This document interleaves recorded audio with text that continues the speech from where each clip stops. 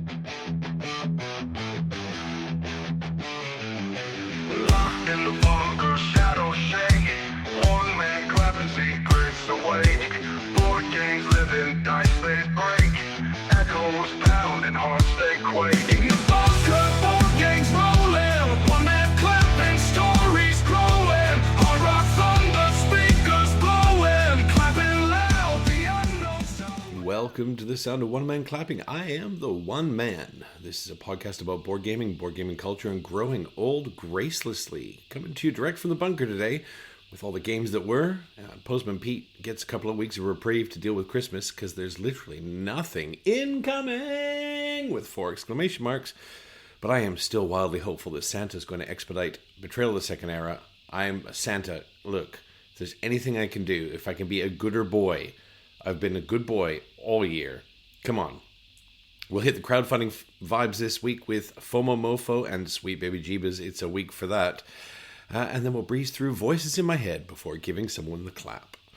On with the show.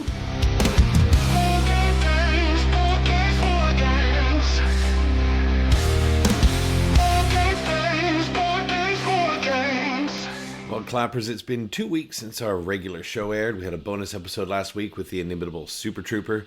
My work schedule is quite aggressive right now. I work at high-level hospitality management, and it's coming up to Christmas. So I don't know what day it is most days. I'm pretty sure it's currently Sunday. I'm up early. The rest of the house is asleep. I've baked 2 loaves of sourdough, and so now I'm squeezing this in because I love y'all so much. It may be that we have a slight adjustment in our schedule over the next 2 weeks, but rest assured, I have 3 weeks off over Christmas and early January, and there'll be content for days because I am going to play all the games. So I've been traveling for work, which means I'm away basically Monday to Friday, interstate, away from my beautiful family. I'll tell you what, I've been taking games every time I go, and they sit there unplayed because it's 12 and 13-hour days. By the time I get home, put my feet up, and work out what I'm going to have for dinner, and have my second shower of the day, and just make sure all my body parts are intact. There's not a lot left in the tank, but next week I am traveling for work again. I've got a game that's on my shelf of first that I'm taking with me, and I won't spoil any surprises now, but it is one that I've wanted to play for ages. It's one that I find super interesting, and I can't wait. So hopefully I'm going to get that played next week. Anyway, for the last 2 weeks, I've had a really good couple of weeks for games, all things considered. I want to start with, we had, I can't remember what day it was. It wasn't this last week. It was the week before. I had a game day. It was on the Friday with the boys and girls. And we started the day off with Merv, Heart of the Silk Road. Now, this has been on Super Trooper's shelf of first. He's still using the term shelf of shame. You know, I'm trying to coach everyone around me to just spin it around. But, you know, shelf of shame, that's okay. It's all good. I'm not trying to push my agenda. I'm not a zealot. This isn't the Book of Mormon. Anyway, he pulled it off his shelf of first. Merv, Heart of the Silk Road. It's been on his list to play for quite some time. I think he said he bought it 3 years ago. So, huzzah, we got that to the table. And let me tell you, Merv is fantastic. I'm not going to bury the lead here. It is an excellent game. And in Merv, it's kind of a sprawling point salad-y sort of thing. It actually, when it went on the table, and it's got a very different art style, but it gave me Gugong vibes. And in fact, I sat down, was helping to set up, and then Dusty walked in, a little bit later, because he lives a little further away, and sat down. He went, "Oh, this looks like Gugong." It doesn't look like Gugong, but it has Gugong vibes in that all over the board you have these like little mini games that you're playing, and each one contributes something. In the middle of the board you've got this.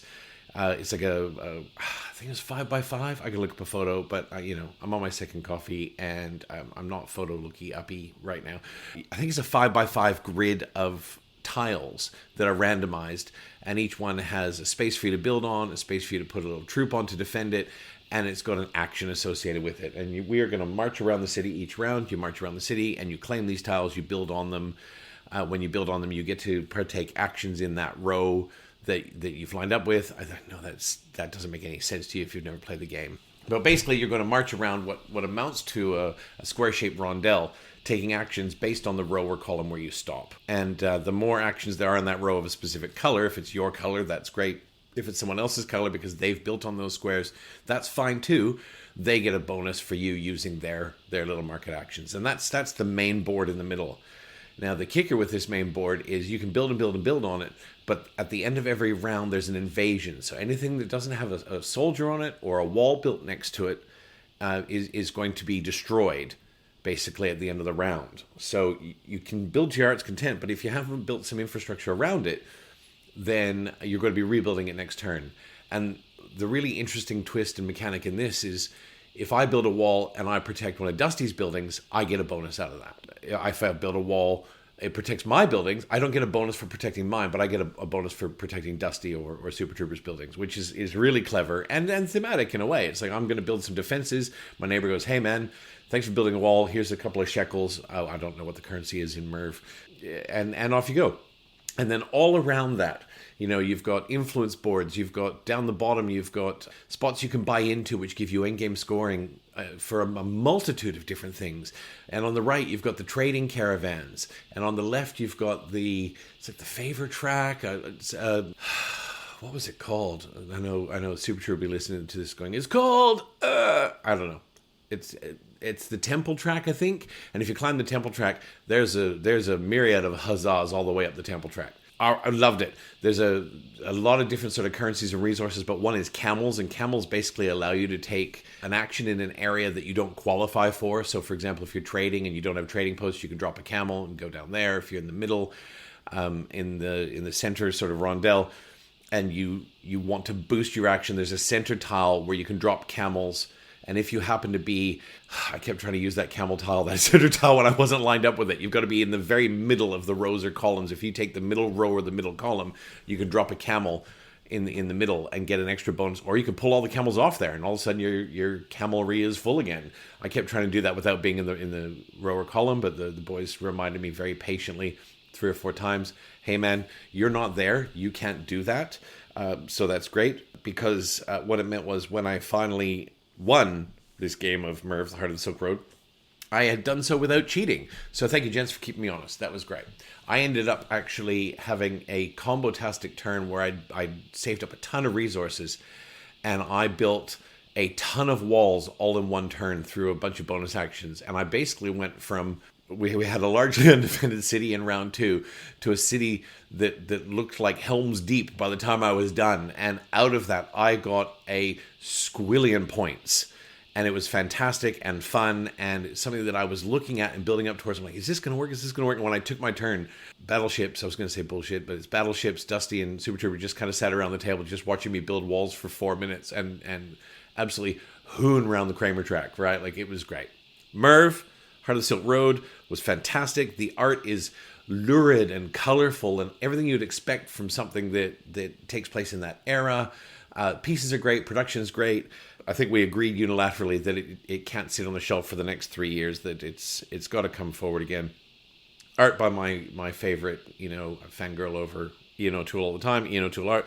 Fabio Lupiano is the game designer. He has designed a number of games that are quite good.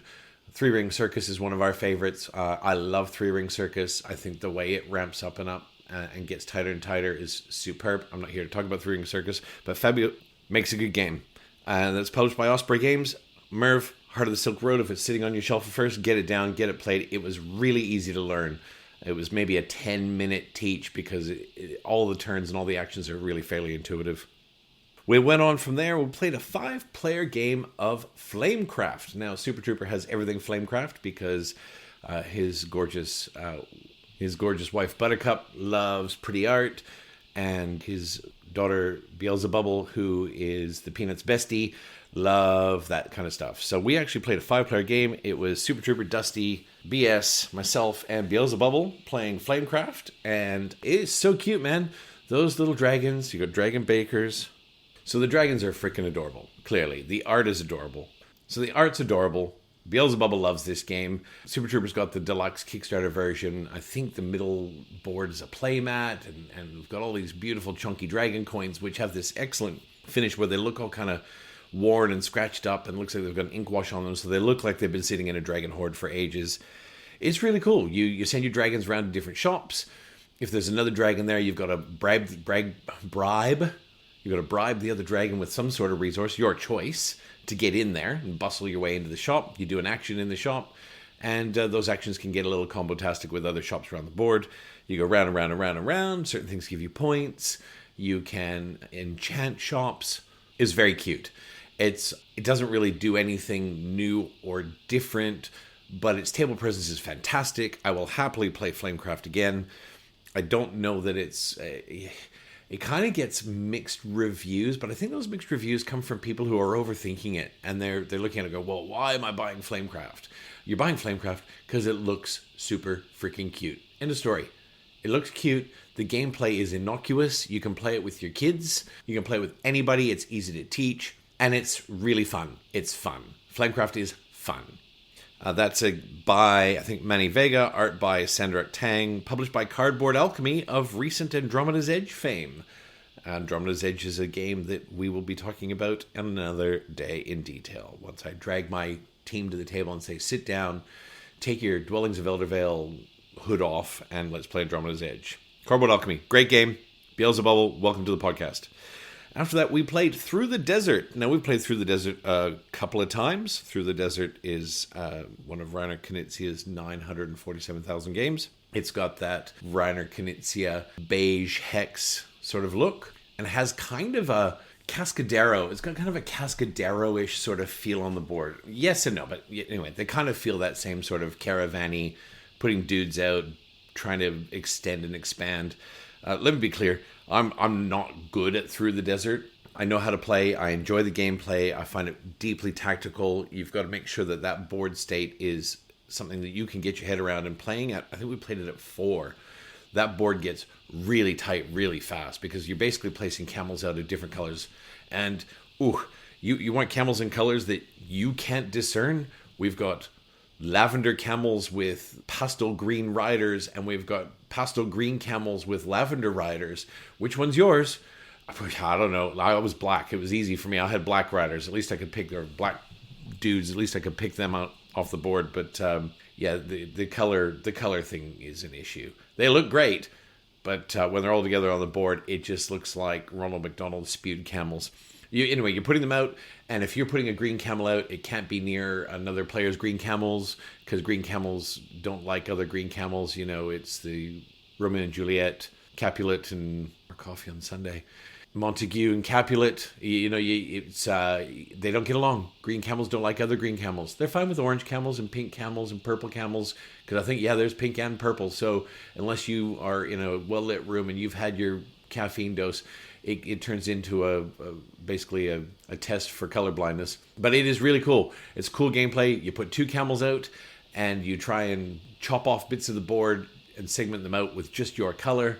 I'm not good at it, but I did enjoy it. I think it's a great game. I think Through the Desert, I think it's been around for ages, and Super Trooper picked it up this year. We've managed to get to the table a couple of times. It's super easy to teach. I find it very hard to win. And I find the same thing with Cascadero, in that for some reason that sort of spatial puzzle just sits in purgatory in my brain for the first 4 or 5 turns. But I think repeated plays, I'm going to enjoy it a lot. That was Through the Desert, Rainer Knizia, and a plethora of artists. And then Saturday, Super Trooper and I got together and we had 8 hours of Aeon Trespass. And that might sound like a lot, but man, I probably could have done another 4 or 5 hours pretty easily. This was our reboot. And when I say reboot, we'd started ATO a few weeks ago and got to the first combat, and we got really close to that first combat, but we got wiped across the board.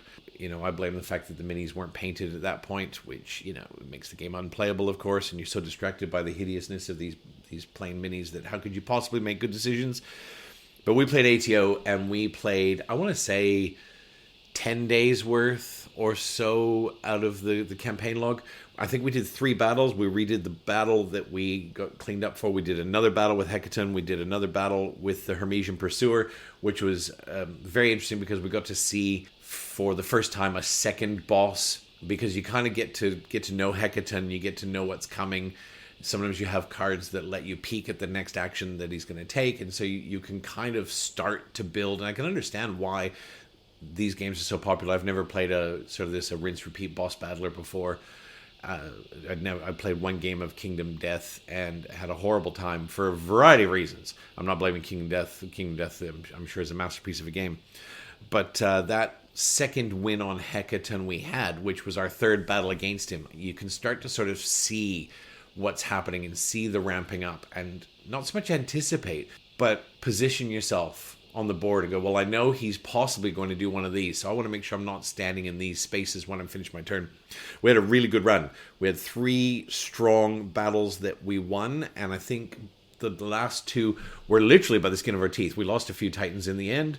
Losing Titans is not a bad thing. It's kind of a consumable resource. These are the big sort of beasties that you're piloting into battle. Losing a Titan doesn't mean that you die. Your Titan dies, and luckily they're kind of strewn across the wild. You can stumble across them, and you can put more Titans in your ship. We had a great time. I had a great time. I think Super Trooper had a greght time. And Trespass, we actually, for all the game that's there, we looked down, we were done, and we were on, I think, day 10 out of, you have 80 days to win, and if you don't get to the end of the game by the end of 80 days, you lose automatically. So I'm not sure how we're going, being basically 12.5% through the days that we have, what we're looking at from an achievement point of view. But, you know, we kind of looked at it at the end and went, you know, like 8 days of that, and we've actually finished cycle 1, theoretically. Finished or lost it, one way or another. Which I think, you know, you look at these games and go, how could you possibly, it's just so much, it's so much. I mean, I think the boys have done, you know, I want to say probably 15 or 20 days of Frosthaven, and they're probably only 60% of the way through. Now, granted, this is only cycle 1. It's cycle 1 of 5. But I feel like the pacing is quite good. We're getting to see new things. We're unlocking new technologies. And because these technologies build on the stuff you've already got, the learning curve is quite natural. We're still missing stuff. Obviously, you know, I only learned the other day that when you have a critical hit, you get another free attack. We've had critical hits and moved on, and knowing that when you crit, that you get another attack go is really powerful. Which, you know, I think this inverted combat paradigm, which, you know, Into the Unknown, which is the publisher talks about all the time, and I think a lot of people who maybe haven't played or don't like it, they go, well, they're calling it the inverted combat paradigm. It's a lot of words for just a few things. I think it's really clever, and I think it actually makes sense. If you haven't played ATO, the inverted combat paradigm is such that as your characters take wounds and damage, you don't have this diminishing capability as you do in many things, where you've got wounds that stack, or you've got things that I mean, your damage stacks, your damage builds and builds. But for the first battle, we entirely forgot to draw wound cards at the end of our turn. And these wound cards, you know, you think, oh God, what's going to happen? Am I hemorrhaging? Am I gut spilling out? Half the time, they're really positive. You flip a wound card and it's like, well, you have raged due to being struck and you get an extra blah, blah, blah. Like, they're really cool. They're really thematic. And I actually find the combat in ATO super interesting, considering it's 4 dudes on a map, basically circling around another big dude on the map and hoping for the best. I mean, we haven't come up against the Labyrinthosaurus Rex, whatever his name is, which I think from the sneak peek that I've had is going to dramatically change the way the map works, because you are in a labyrinth, which basically has shifting walls and pits and all kinds of stuff that can trap you. But I think by the time we fight this Labyrinthosaurus, which will probably be the next combat we go into, we've learned enough. I think if we'd fought the Labyrinthosaurus, you know, 2 combats ago, it would have gone very badly, and I think that would have made for a bad experience, and something that's like, well, I understand, but I had such a bad experience, and losing combat doesn't mean you lose the game. It just, you know, it is what it is. Anyway, we had a whole day of ATO. My work schedule sucks for the next couple of weeks, but I think Super Troopers got a month off, and I've got 3 weeks off, and yes, we've got Christmas shenanigans to deal with, but you know that means we're going to probably get 5 or 6 really good big game days in there, and I know at least 1 or 2 of those will probably be ATO days, because I'm really enjoying it. And then, because it's Christmas, it's December, it's Sunday, December 8th, at the time of recording, the Peanut and I have our annual tradition. We have the Exit Advent Calendar on the roll. Now, Clappers, if you've been listening, you know the Peanut is an ace at exit games. She absolutely kills these things.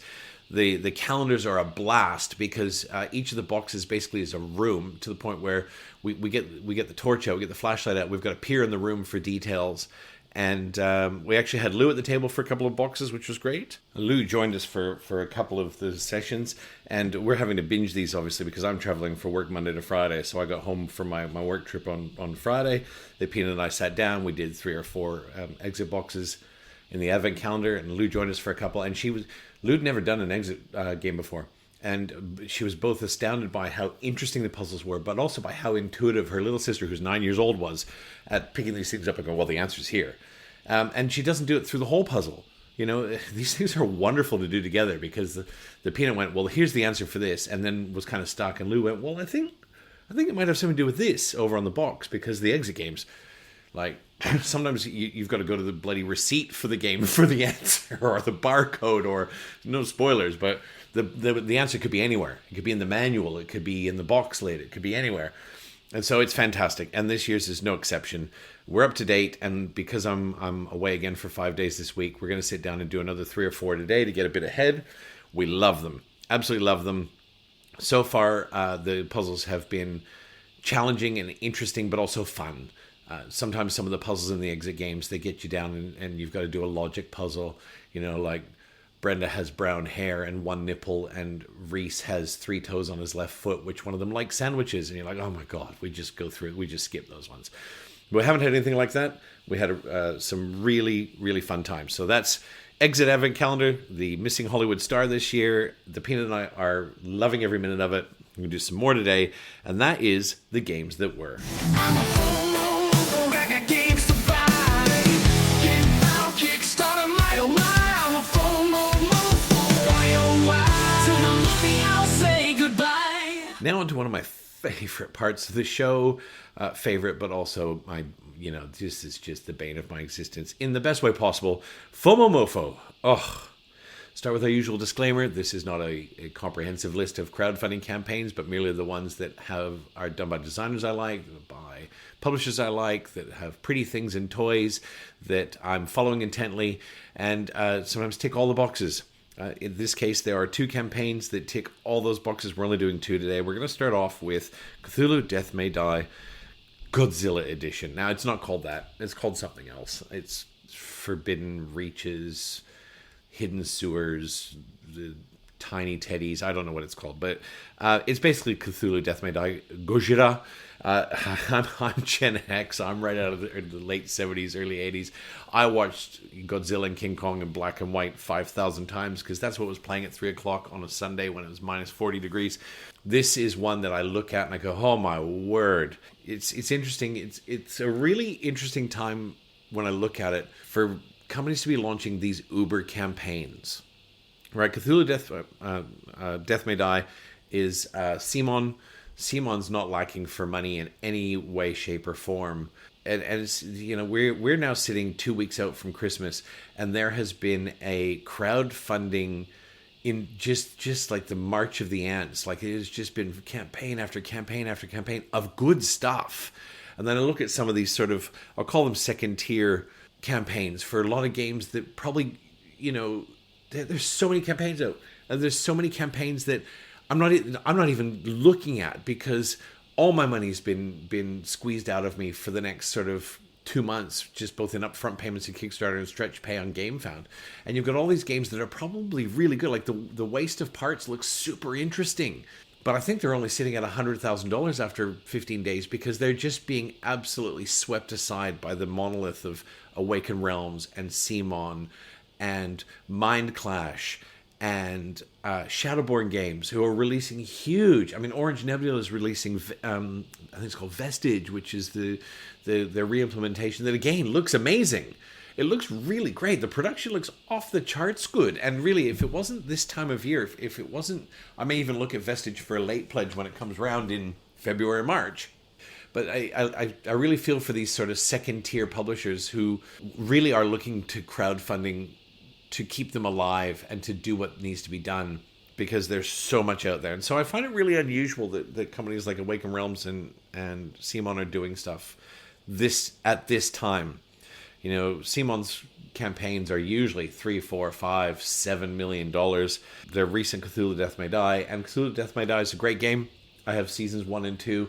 I don't necessarily feel the need to buy seasons 3 and 4 or beyond, largely because Coop owns all of Cthulhu Death May Die, and I know if I said, hey, Matt, can I borrow season 3? He'd be like, sure, here you go. It's also fully painted and animated. He loves this kind of stuff. So anyway, Cthulhu Death May Die Gojira is currently sitting at $1.7 million US, which for a CMON campaign is pretty low. I think, it's one of those things that it's probably suffering the time of year. And also this campaign has everything Cthulhu Death May Die. Season 1, Season 2, all the Kickstarter exclusives, Season 3, Season 4, all the stuff. If you're a completionist, this is for you. It's got a 55-centimeter Godzilla Megature, because it can do battle with their 55-centimeter Cthulhu one from 2 campaigns ago. And like, if you've got you want to put them in the living room and have them do battle to the death in the living room, it will look like a boxing match from people who are statue diminished. These are gargantuan things. Gargantuan. And so if you want the Godzilla pack, man, you can get Godzilla. You can get everything. I mean, the new stuff package, I'm calling it the new stuff, which is the Godzilla tier package, which has the new season, which is standalone, which is great. All their stuff, I think, can be played standalone, so you don't have to go back and buy everything. But I think it's $460 just for the new stuff with Godzilla. And then it's $130 in shipping. That's a lot to ask 2 weeks out from Christmas, right? Like, I think this is the single person, no kids campaign right here, because it's like, and then the second campaign we're going to talk about is in the same boat, I'll just be honest. And it just strikes me as such an unusual time to do this sort of thing. And that, if you want the Godzilla pack, it's basically $600. And if you just want the Godzilla baby, as an add-on, it's $95 shipping just for the Godzilla baby. Like, holy moly, like, honestly. If Coop didn't have everything for this, I'd be tempted, because it looks great. I love Godzilla.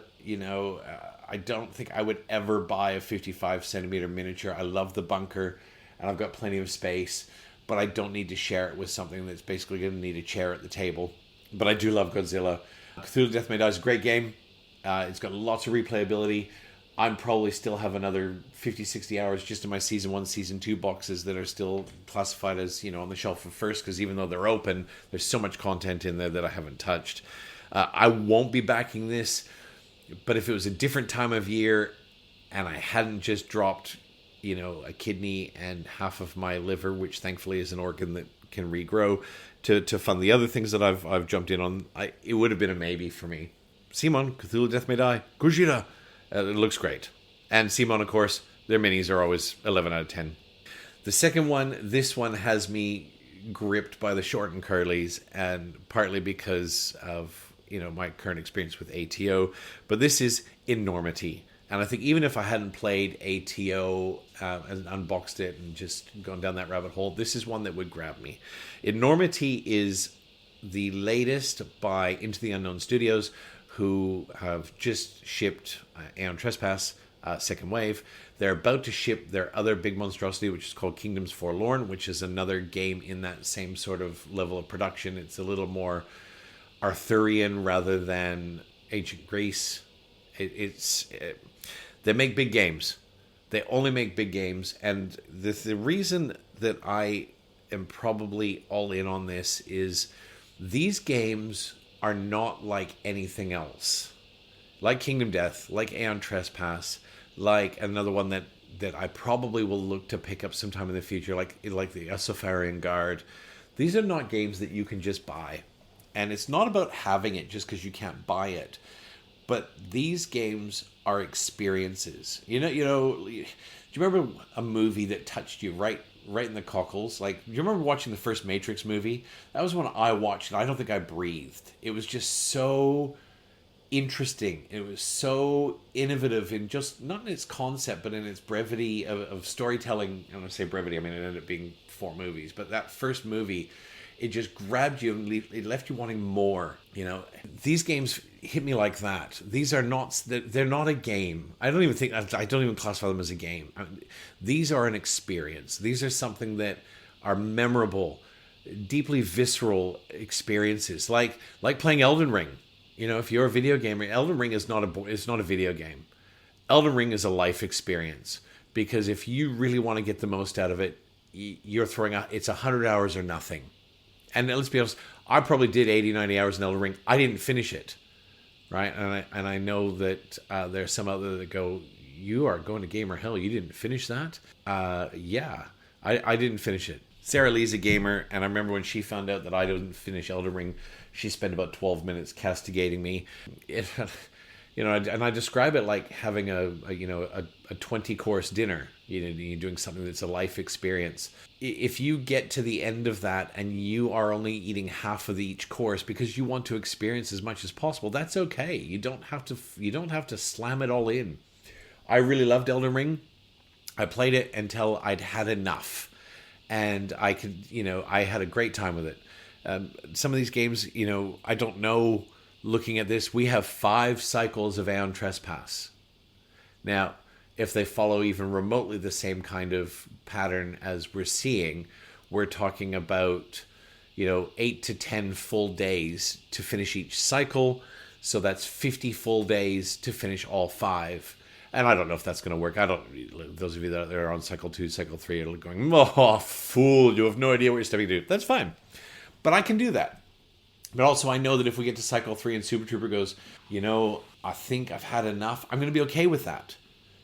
Because, yes, I'll have to play it four-handed, but I can do that. The decision space of playing four-handed, it's not like playing Gloomhaven where you have such deep interplay. It's a little simpler. You've got your weaponry, you've got your bits and pieces. So anyway, enough about these other games. I want to talk about Enormity. Enormity is basically Nemesis meets Aeon Trespass.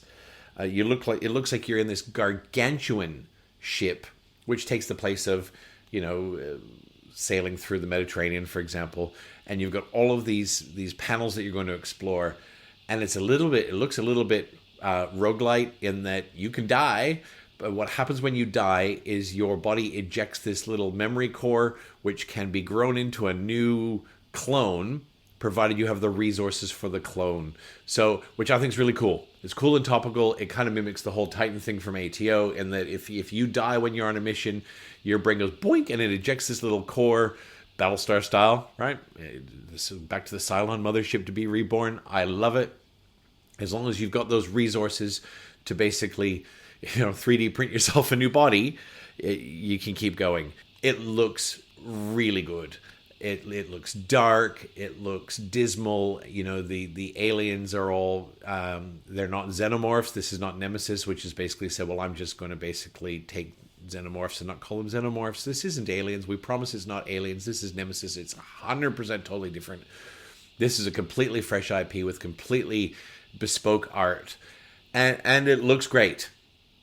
It looks great. And the thing I love about this is the thing that I'm loving about some of these new campaign games with, things like Betrayal of the Second Era and Lands of Evershade, which just finished on crowdfunding, is they're taking the campaign and they're chunking it down into chapters. So each of these sort of bundles with Enormity represents about 15 hours of gameplay. And you can be done. You don't have to play them in order. They're individual stories. It's like a little novella that you play start to finish. And each of them adds to the lore for the game, adds to the experience for the game. But you don't have to play 1, then 2, then 3. I'm sure there's 1 that you have to play first because it has all the introduction, all the tutorial stuff. I'm sure. But beyond that, currently I think there's 3 with the base game and 3 or 4 add-ons, and there'll be more by the end of the campaign. And each of them represents sort of a 15-hour commitment, which is, it's 3 5-hour days, 5 3-hour days. I don't know what the save system looks like, but I'm hopeful that that's quite tidy. I'm lucky enough to have the bunker. I know not all of you clappers have a place like the bunker where you can leave a game set up. For me, a 15-hour commitment, I can set that up on Sunday, and by Friday I can be done, or Saturday morning I can be done. I can pack it away. That's a win for me. That's a week's experience. No problem at all. Maybe a little longer. If it's longer and I leave it set up, I'm lucky enough to have 2 play mats. We can sit on the dining table upstairs. But if it's got a tidy save system, I think that's also going to be amazing, because that's something that Betrayal of the Second Era and Lands of Evershade have been very clear about, is they've got very clever save trays where you can basically just plunk your whole character away and bring it back out. So when you got to put your game away, you can. And with things like, it's one of the things that I talk about with ISS Vanguard and Tainted Grail, which are big campaign games, that's a 25 session commitment, right? It's 25 sessions, 28 sessions, or nothing. And putting it away and taking it out is a big deal. right? So I'm hopeful that Enormity's got a great save system because it means it's a game that I can play with other people. But what Enormity's also bringing, High Five Mofos, is a true solo. You can play that with one person because you have companions and pets that follow you around that you can disperse out onto the board that will help. Or you can maybe play it two-handed. I don't know how heavy it's going to be. If it's anything like ATO, playing it two-handed really isn't an issue. Super Trooper and I are playing ATO two-handed each, and it's not an issue from a management point of view. So if you can play Enormity two-handed with some pets and companions, and that gives the depth of choice and action, it's very exciting. The aesthetic on it is super dark. Like Alien 1, super dark. Like monochromatic, lots of blacks and grays, not much color at all. And the art on the cards looks great. Am I backing? Hell yes. I don't know that I will be... Well, I know already I'm not going to be all in.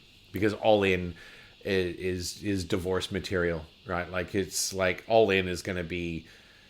For sure, it'll be $1,000. At this stage, I'm core box and extra... core box and sleeves...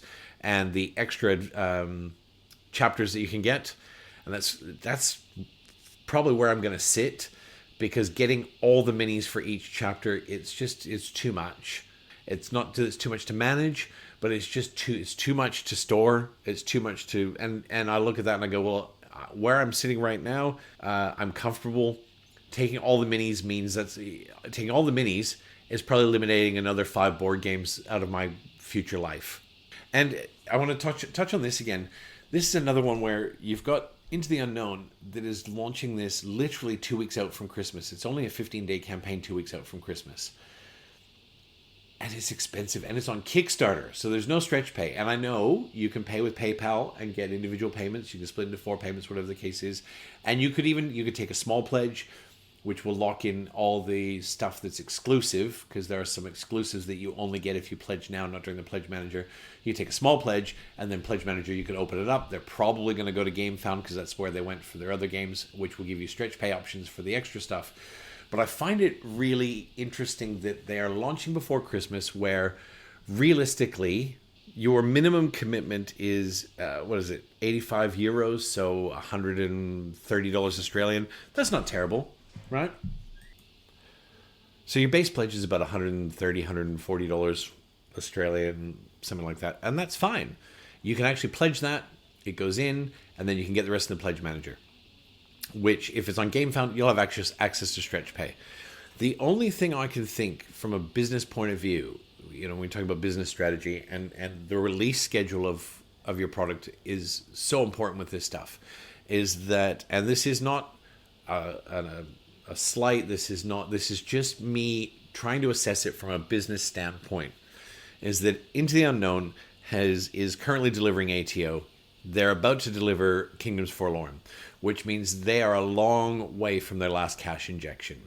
Long way, because these things were launched 2-3 years ago in some cases. I know that there are a lot of late pledges for both of those things that came up, but the initial pledge for Wave 1 and whatnot for these things was 2 or 3 years ago, I think.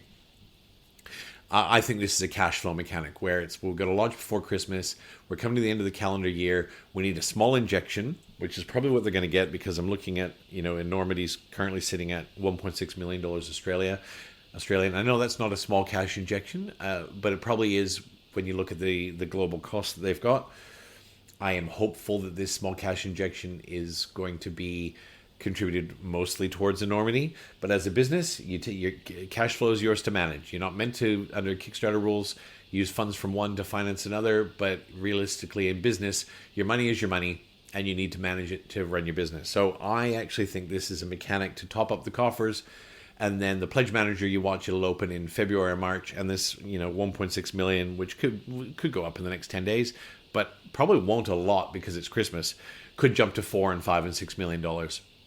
Because it's 2 months after Christmas, everyone's recovered from everything they've had to spend to get through the Christmas period, and you've got stretch pay options. It's exciting. It's an exciting looking game. I am probably going to be mostly in on this, depending on where it all lands, and I will be taking some now to get the special FOMO-y stuff. And then we'll assess sort of my options when it hits Pledge Manager next year for how I want to round that out. because with ATO, I have the playmat. I think I have everything fancy for ATO.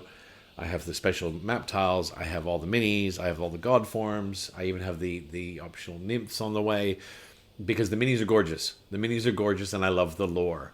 I don't know how I'm going to feel about the lore on this. You know, Enormity looks more like a short run, sort of quick fire Alien-esque, so I probably will be happy with standees for a lot of that stuff. But yes, that is coming. I am in at some level. And just want to round out Fomomofo with a quick update on Lands of Evershade. This finished last week. It finished at $7.4 million US, which is massive. And, you know, that's Awakened Realms. That's what they do. Where I ended up in my contribution to their 7.4 million, I went all in gameplay. So anything gameplay I went in on, which I think included the companions or pets or something, because they're a gameplay component, and I took the sleeves. Because this is the kind of thing, unlike, I didn't take the sleeve box or buy sleeves for Aeon Trespass. We're only sleeving the cards that are in constant play for that, because there are 10 million of them. And once you sleeve them, they're not going back in the box. But Awakened Realms tends to send a storage box for your cards. When you buy the sleeves, they tend to send this amazing storage box that sits on the side as an accessory. And once they're sleeved, they all fit in there, and they fit in there in a sensible way. So I'm all in gameplay and the sleeves, and I'm very much looking forward to that. And of course, they have sucked me dry for split shipping, because of course I want some of it next year. I don't want to wait 2 years for it, but such is life. That is Fomomofo. Things are probably looking to cool down a bit as we head into Christmas, but January, February look to be the season of the Pledge Manager. So our Fomomofo conversations will shift into that, and that is going to do it.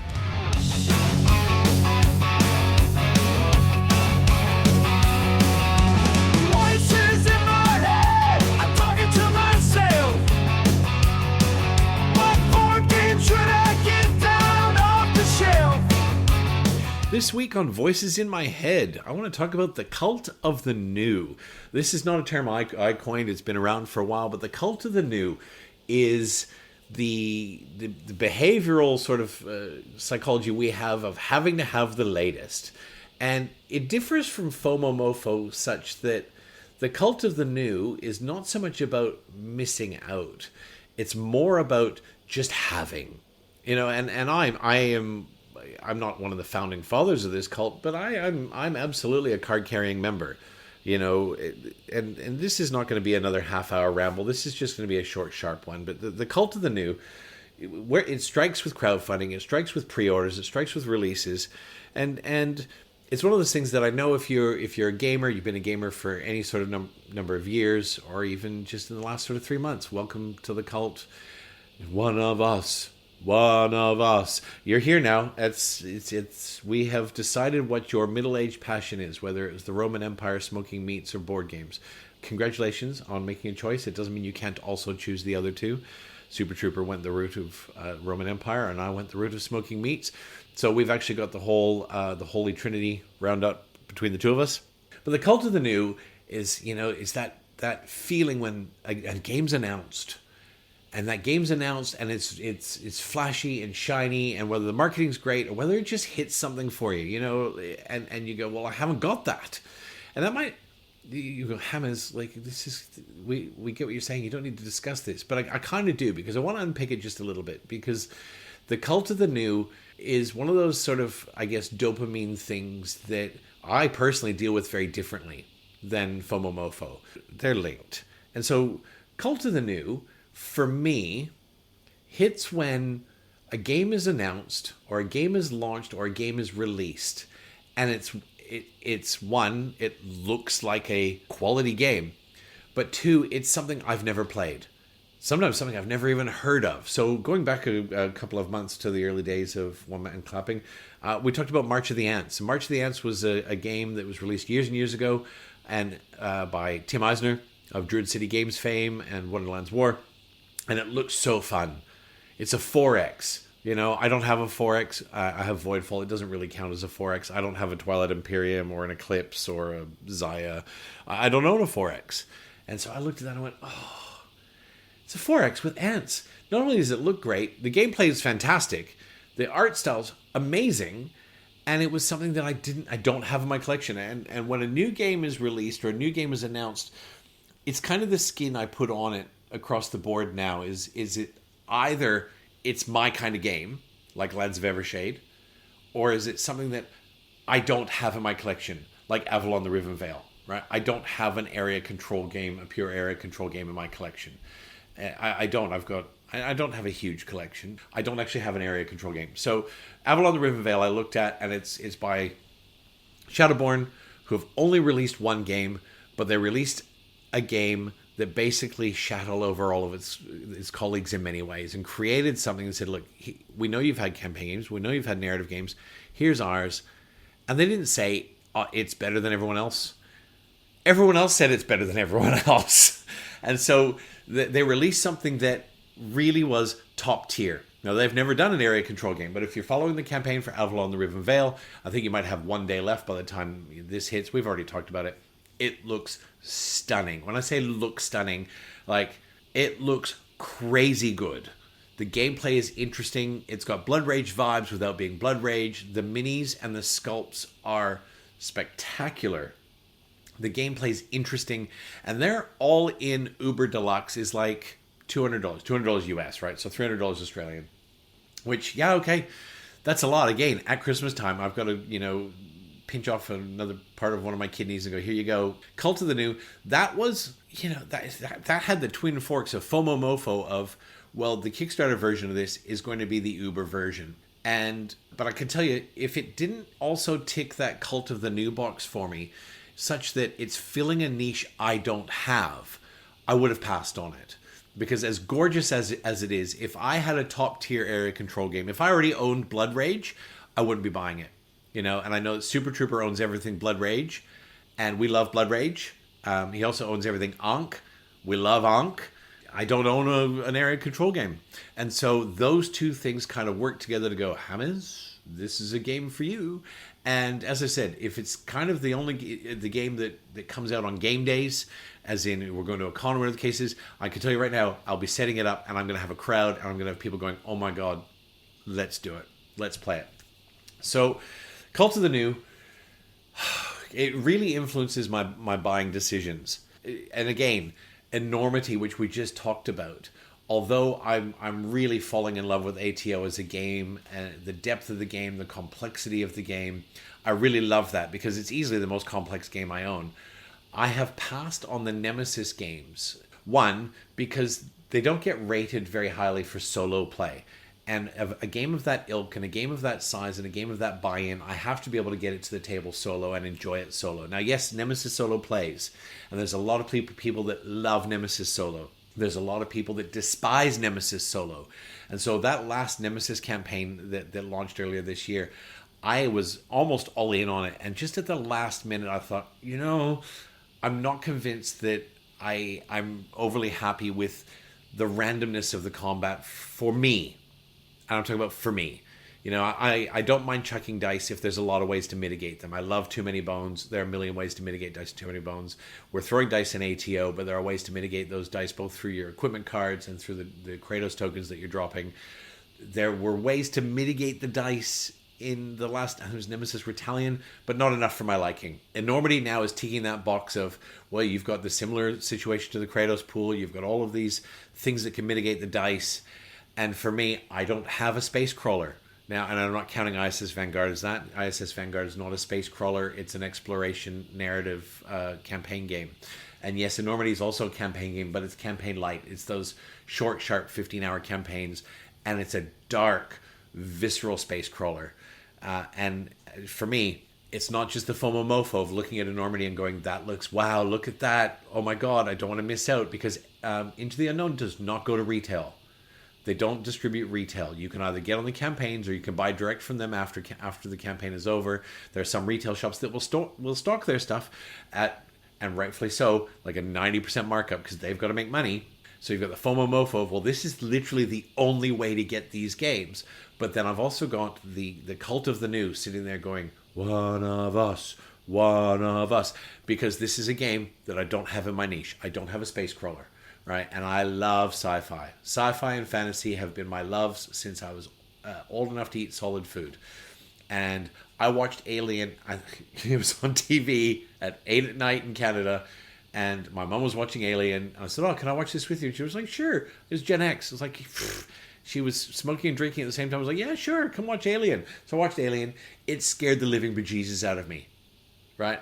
And I love being terrified now. Like, I'm sure it's this PTSD of seeing Alien at age 8. I watched Poltergeist at 9.5. I didn't sleep for 3 months. So I love this dark horror. I love this visceral sort of look. And so the Cult of the New, it's one of my deciding factors now when I'm buying games. I look around the bunker and I can see a number of games like Wondrous Creatures, which is it the most remarkable worker placement? No. Is it a really uber charming worker placement game? Yes. Everydoll's worker placement and charming? Yes, it is. Wondrous Creatures is like real fantasy though, where you've got these whimsical dragons and unicorns, and it's so cute, and it's just, that's one of the ways that I'm really looking at my new purchases now. And that's how I use it to my benefit. And there's a lot of ways that it works against me though. The Cult of the New is one of those things that gets in the way of playing the games we want to play. Last week's bonus episode was all about our aspirations for the games we desperately want to play next year. And it was a great episode. And I loved the back and forth, Super Trooper, because he and I ended up having totally different lists, which was so much fun. But the Cult of the New is such that like a game comes in, and because it's new and because it's interesting, it immediately goes to the top of the list. I've got Daitoshi. I've got one of a very small handful of copies of Daitoshi in the country that I happened to win at PAX this year, which is amazing. But it's going to get played before Food Chain Magnate, because Food Chain Magnate, it's not new, and it's like Merv. We played Merv last week. Super Troopers have Merv for 3 years. I think I've got that number right. It's a great game, Merv, and I like so much fun, so great to look at. So tactical, and so the Cult of the New, it interrupts those meaningful experiences that we don't know we're missing out on. In the end, I don't mind, because as you know, Clappers, I talk about my shelf of firsts, and if that first happens this year or next year or the year after, I'm okay with that. I try to pick up games that I know I'm going to love, and if I don't play them for a year and a half, I am okay with that. The Cult of the New weighs into that quite heavily. And I think it's not so much for me, because I've only been board gaming, in modern board gaming, for about 4 years. But I know the Cult of the New hurts a lot of long-time gamers in that, for example, we'll talk again about March of the Ants, which was on crowdfunding earlier this year. It's a reprint. And I know that there were a lot of people that were online that were really quite unhappy because they had just bought March of the Ants in the last sort of 12 or 18 or 24 months. And this was not just a straight reprint. It's like a version 2.0. They did a lot of streamlining the gameplay. They updated the art. And there were plenty of people that literally said, March of the Ants is on my shelf of shame.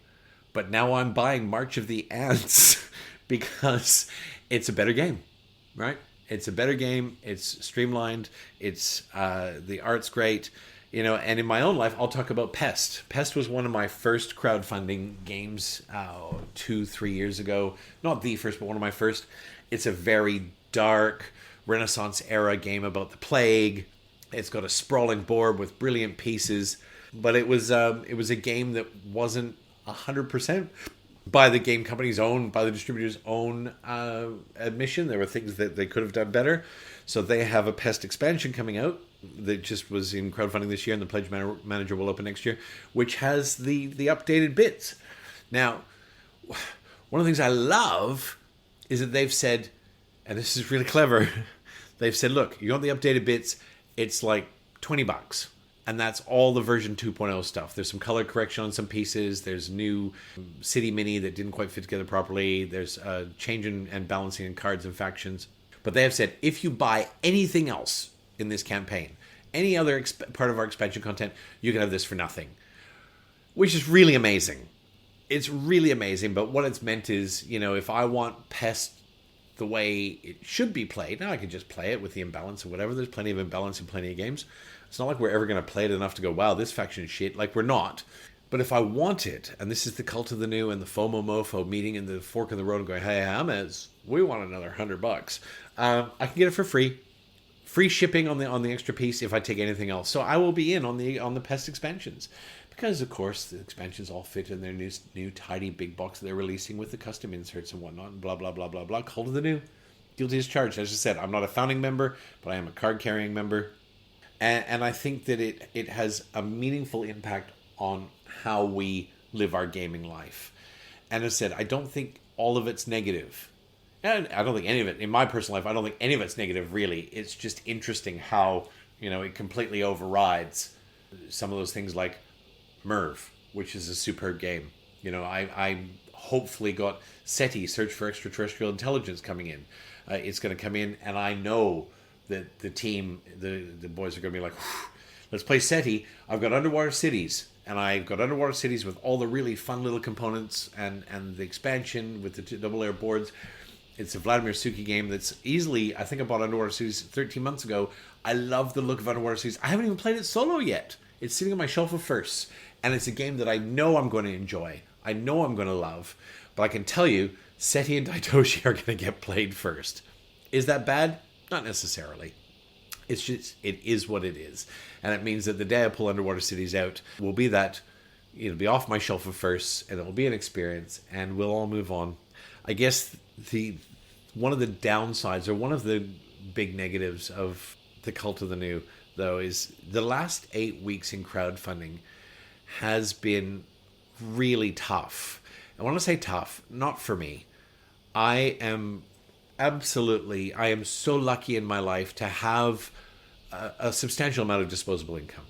I won't use the word blessed because I'm an atheist, but if I wasn't an atheist, I would be using the word blessed. My beautiful wife and I, we have worked very hard our whole life, and I know we all have. I'm not saying you got to work harder. That's not it. I just want to recognize the situation that I am personally in, where I am lucky enough to be able to say, you know what, Enormity's going to be hundreds, but I'm going to buy it because it makes me happy, and that's what I use my disposable income on. I want to recognize, OMC crew, that not everyone's in that position. And, I've got 3 beautiful daughters. It's Christmas time. It's an expensive time.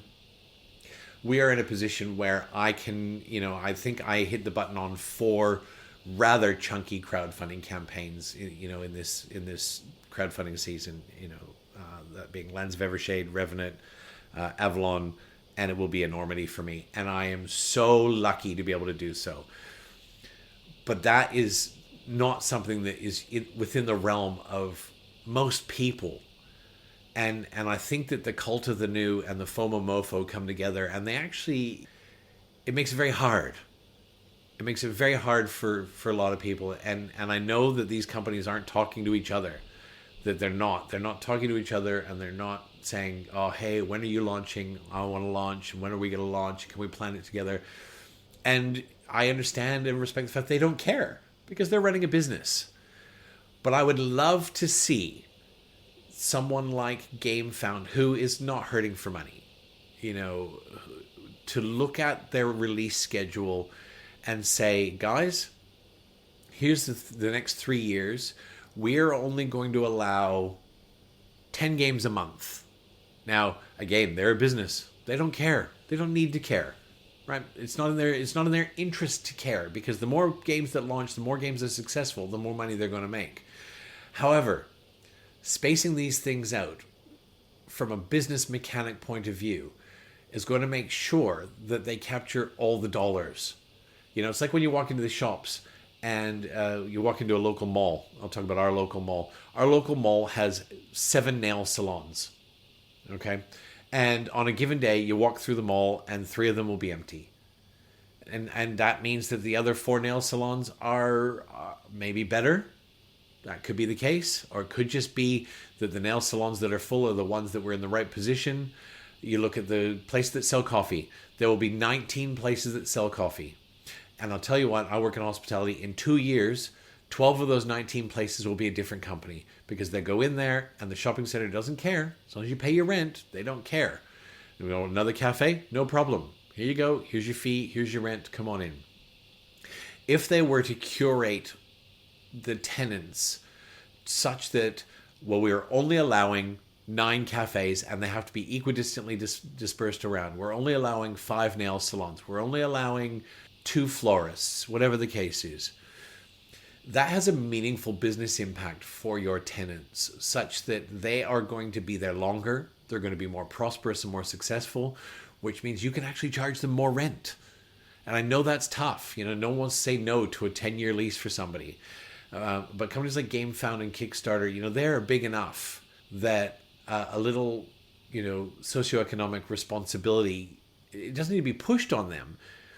But it's the kind of thing that if they were to take a stance, and as I say, whatever the number is, they can't say it in millions because Awakened Realms is going to come in and do $10 million, and then someone else is going to come in and do 140,000. And that 140,000 might be everything the small company needs to go, high five, we got our game off the ground, it's a dream, we're done. But when you're trying to launch a game in November of 2024, and you've got Awakened Realms and Simon and Mind Clash and Into the Unknown, all launching multi-million dollar campaigns, you don't really have a hope. And so I think it would be a fair and reasonable thing for GameFound to say, okay guys, you are our AAA tier publishers. We can only have 2 of you a month. That's it, because we're about bringing games to the table. That's our mandate. And, you know, GameFound's owned by Awakened Realms in part. So it's very easy for them to go, right, well, we want these 9 slots in the calendar. Boing, boing, boing, boing, boing. Happy days. They're not going to miss out. Simon is one of their top tier partners. Simon signed on as an exclusive partner for GameFound. So Simon wants these 6 slots, no problem. But when you talk about the other really big money makers coming across, it means that, you know, if GameFound were to take a calendar, go, guys, this is what you can have. It's not just pay your fee and you're in, because we want to see this beautiful hobby. We want to see this amazing thing that we have built and become part of have a very, very long lifespan. It would be a beautiful thing. It will probably never happen, but it would be a beautiful thing. Because I'll tell you what, this Christmas release schedule, there'll be a lot of people that are taking the bare minimum pledge and hoping that by the time the pledge manager comes around that they've got what it needs to get on board. Because the FOMO is real and the cult of the new is real. And some of these games, this is the only way you can get them. And now that doesn't mean we have to have the game. You know, life goes on. My family has groceries. They've got a place to live. My daughter can attend ballet. My other daughter can attend Girl Guides. We have 3 cars in the driveway. What are we working for?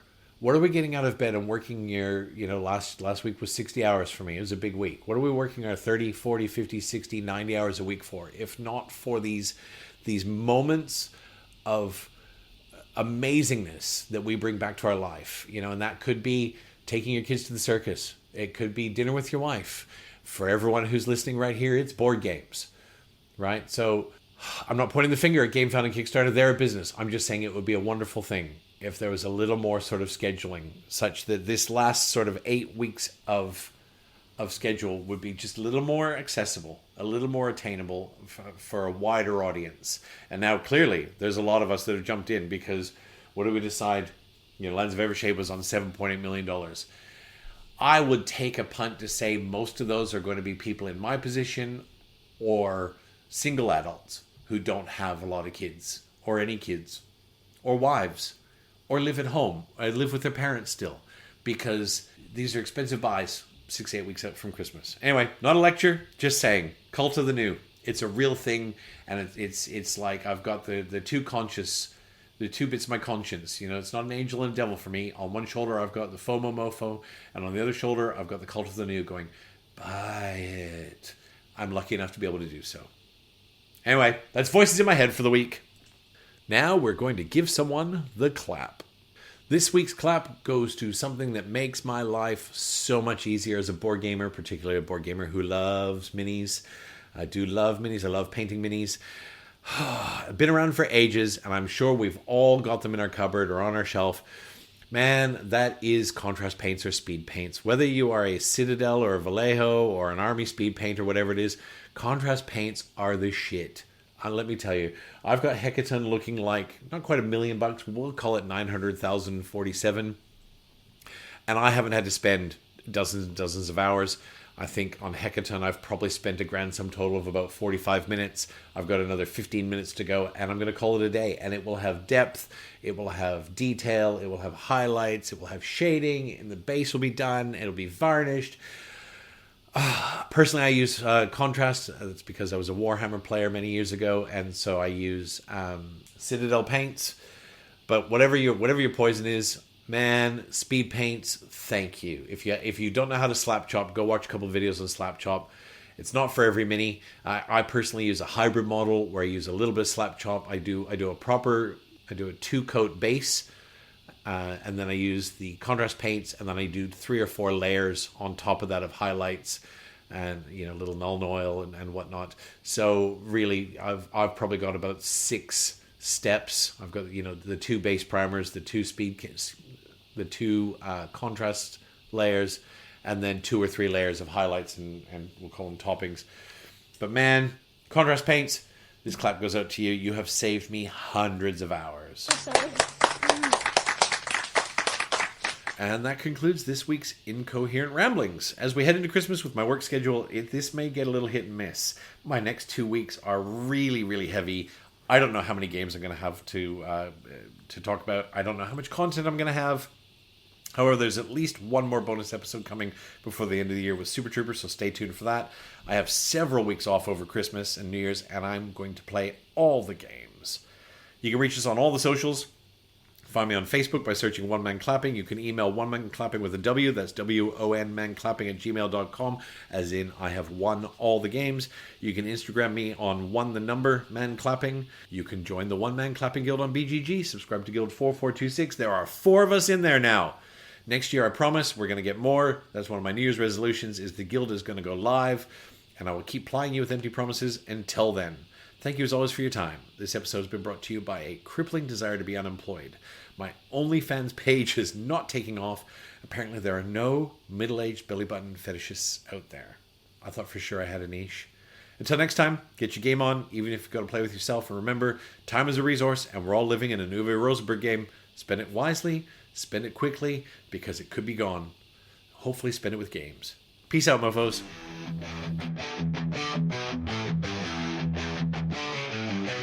Locked in the bunker, shadows shake. One man clapping secrets away. Board games living, dice plays break. Echoes pounding, hearts they quake. In the bunker, board games rolling. One man clapping, stories growing. Hard rock thunder, speakers blowing. Clapping loud, the unknown showing. So, if I trim 2 minutes off every toilet trip this week, by the end of the week, I can play an extra 40% of a game of Harmonies. God, toilet trips are zen time. All right, let's do this.